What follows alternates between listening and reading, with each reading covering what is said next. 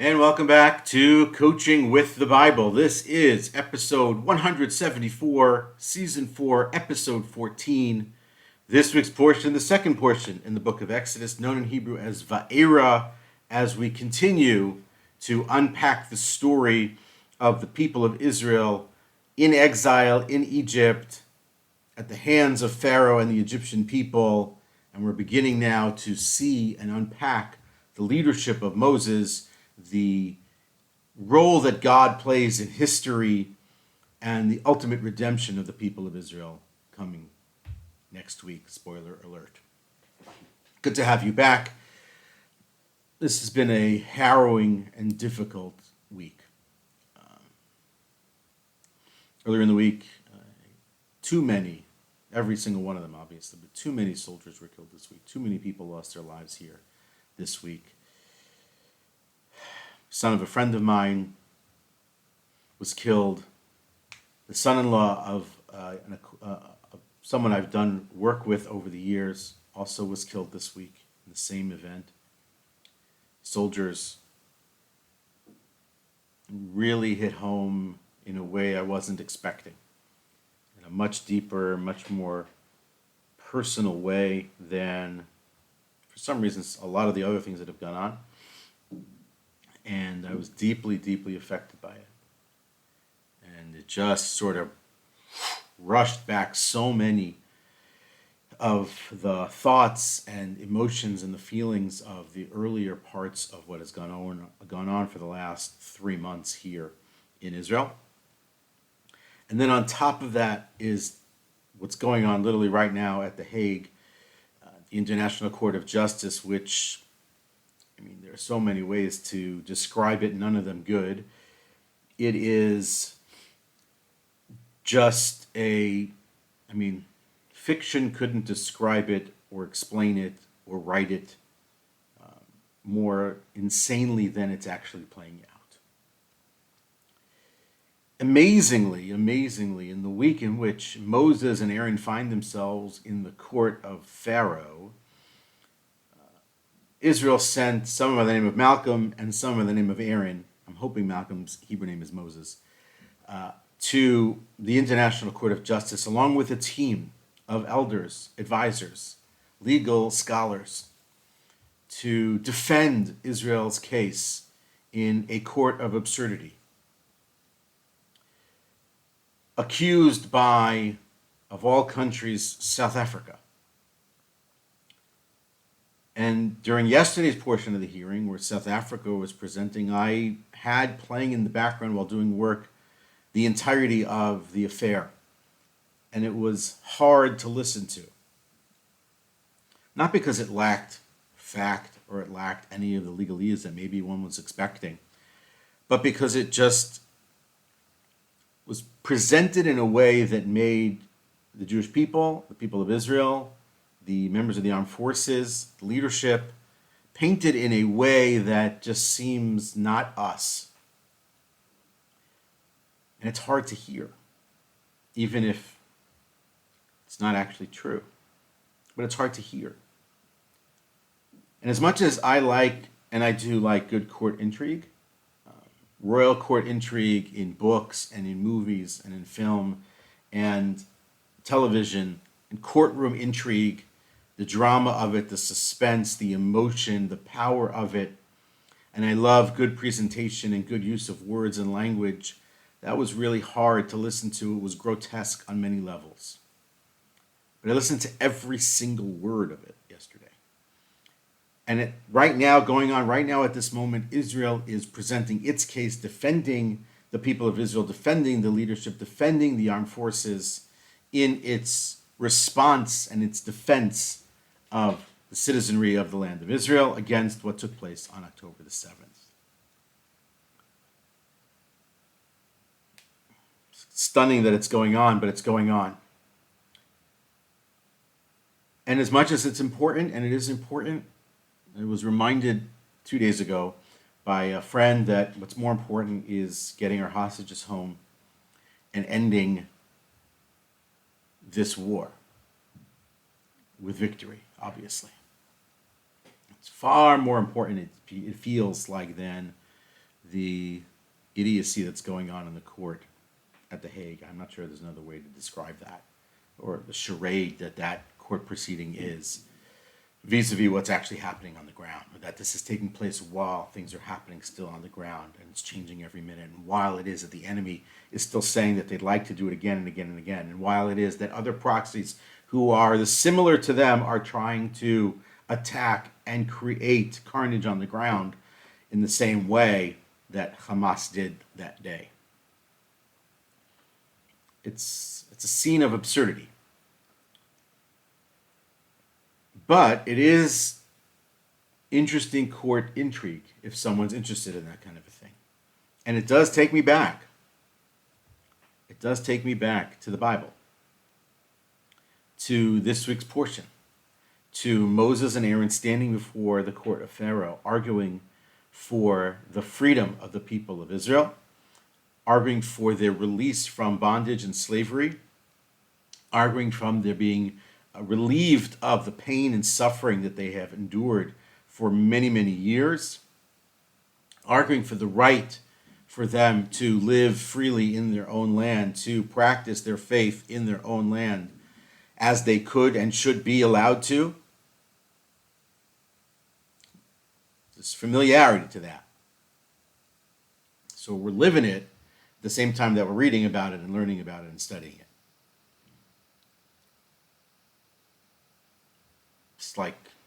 It's crazy.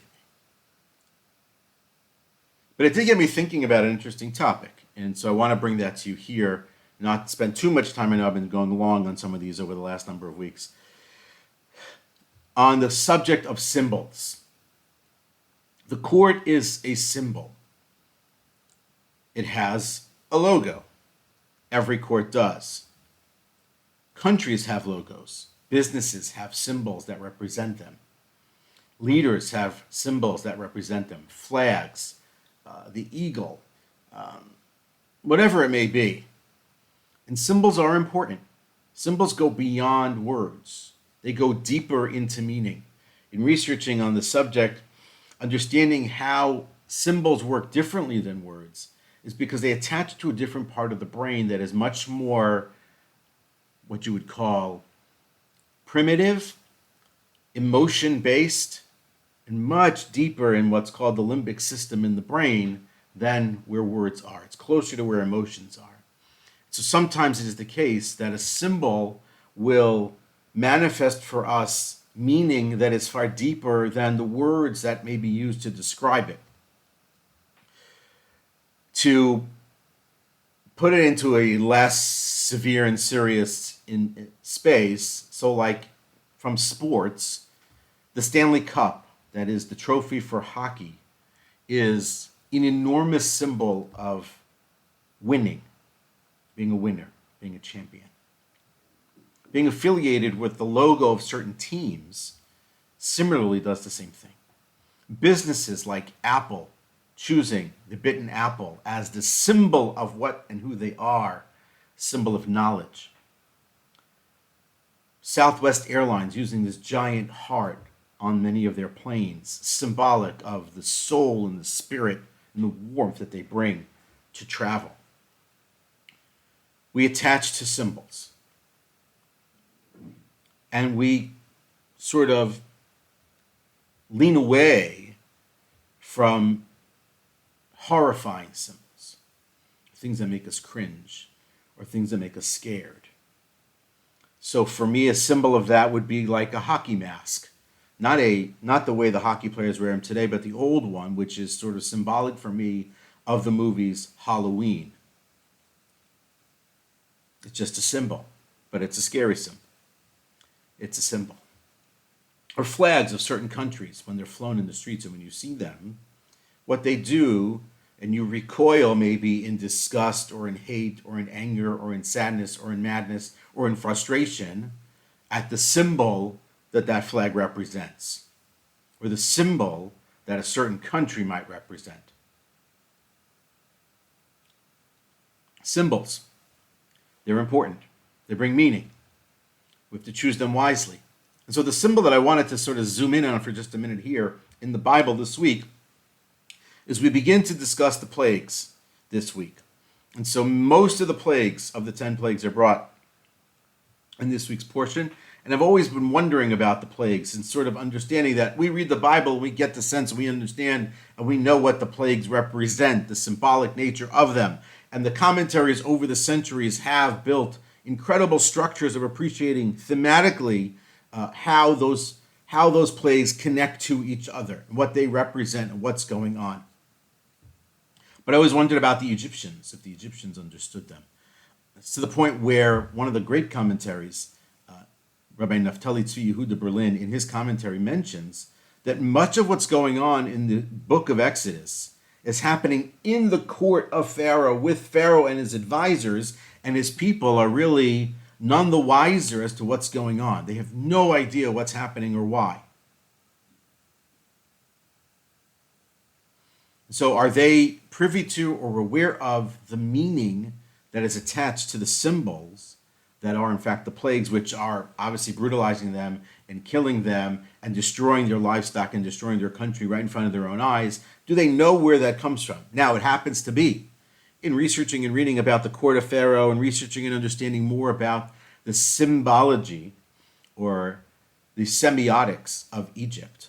That's the word I picked up from reading about Dan Brown and the Da Vinci Code and Raiders of the Lost Ark, and understanding great archaeology and how the study and the reading and understanding of symbols in the ancient world, right? Before writing and words, there was symbols, there was art, but it was symbolic of what was being meant.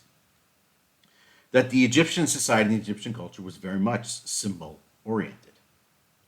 So maybe they did understand it. The one that sort of perplexed me the most is really the one that happens in the court in front of everybody the first time, which is this whole sort of court intrigue and trickery that happens with the staff. Aaron turns the staff into a snake. The Egyptians reciprocate.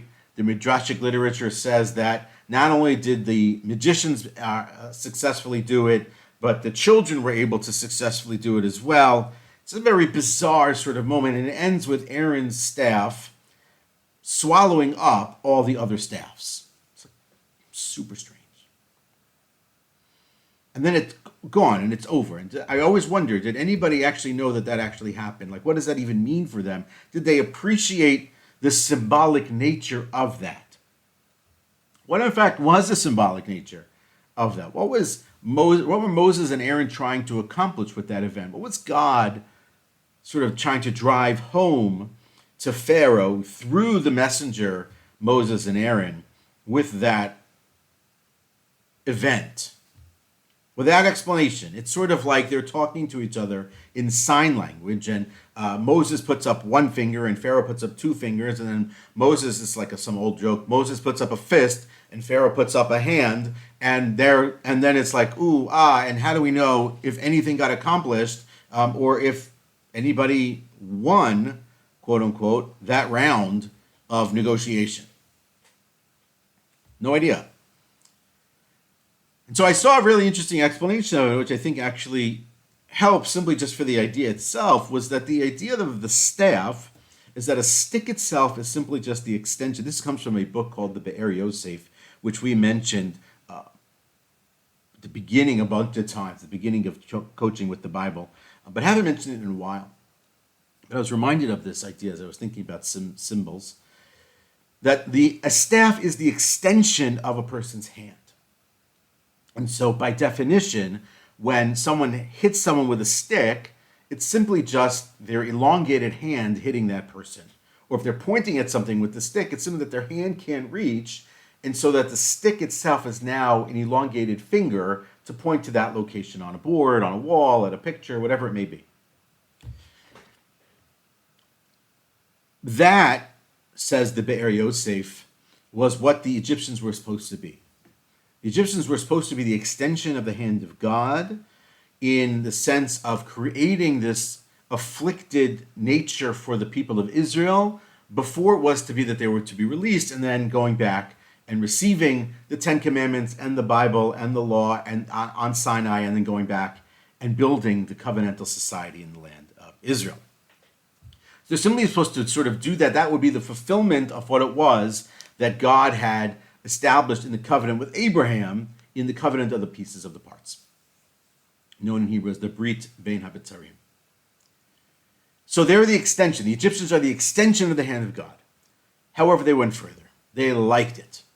They enjoyed it. They took great pleasure, glee, in afflicting the Jewish people, in throwing their babies into the water, in killing their men, women, and children.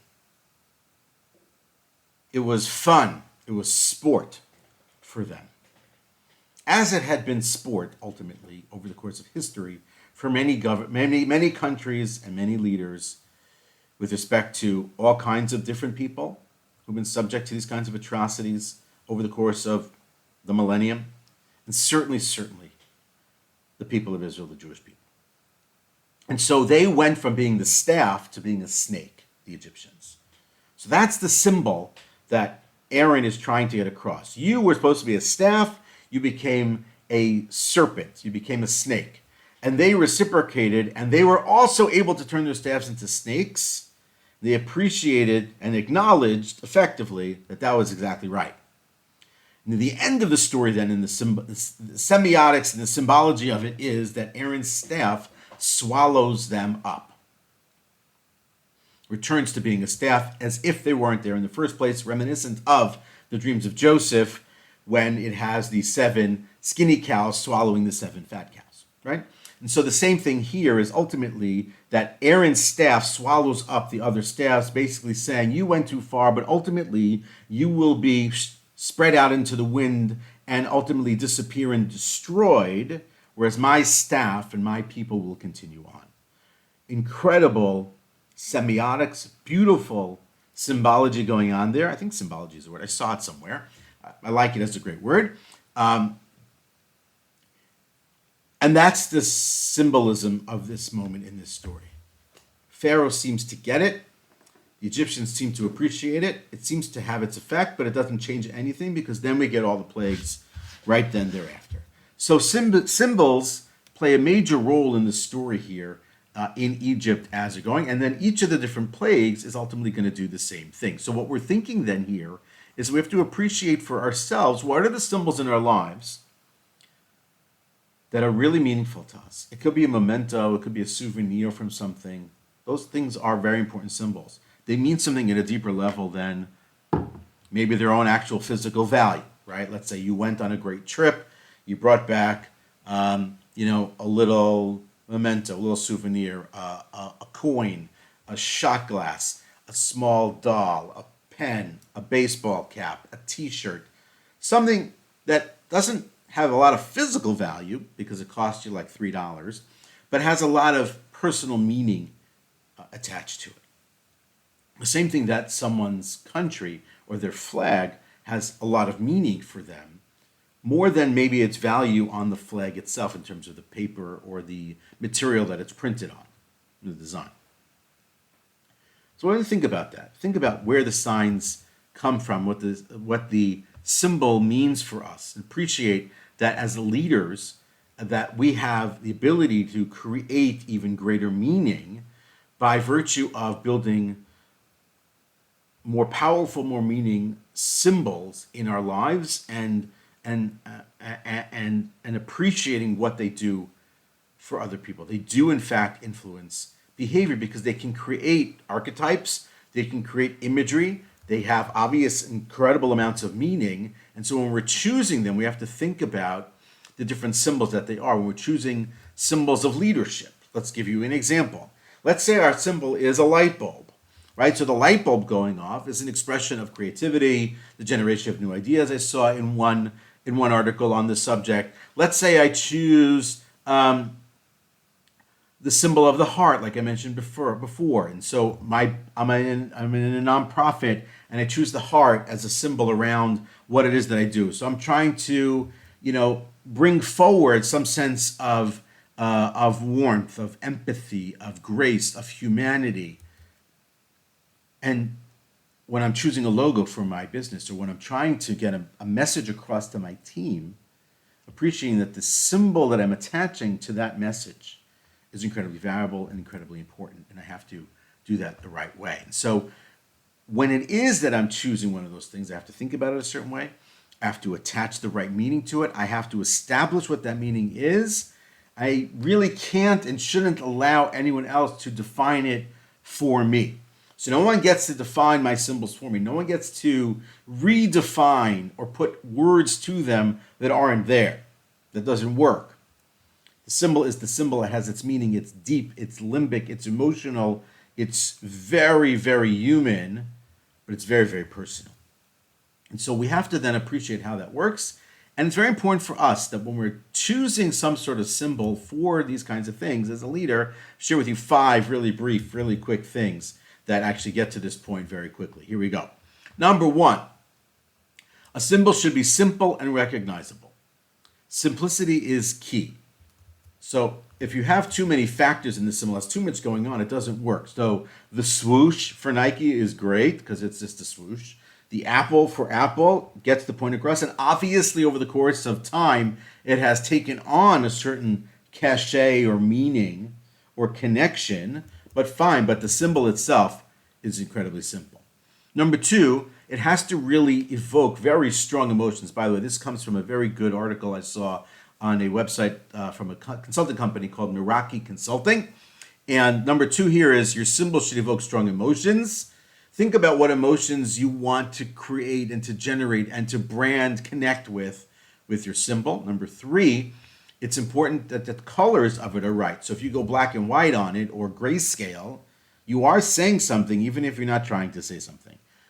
Multicolored, single-colored, strong-colored, warm colors, right? All the psychology of logo design or symbol design, very important. So getting the colors right is very important. Number 4, it should be versatile. And describing it in the article, I think is really good. A versatile logo design can easily adapt and fit into various advertising campaigns, brochures, banners, and that allows you to make use of it more widespread. So if it's something that only works on a really, really big stage, it might not actually work. It needs to be able to be used and manipulated to some degree for multiple environments and multiple audiences. And number 5, it has to really represent the core values of what you're trying to accomplish, who you are and what you're about. Otherwise, it doesn't work. So if you're about innovation and creativity, then it has to clearly show that. If you're about deep thinking, then it has to really show that. If you're about staying true to history, then it has to be something that is sort of historic in nature that attaches that appropriate meaning. And again, the goal here is for you to represent properly who and what you are and to communicate that without words to everybody who then sees it. And so that's the power of symbols. The symbols in the Bible, the story of the serpent staff, the plagues themselves, how we exist, where we exist, what we connect to, what's important to us, what provides meaning for us, and then how we bring that forward into our teams, our work environments, in our homes. What symbols are important in our homes? It's an important question. Think about it. Maybe ask your spouse or ask your children.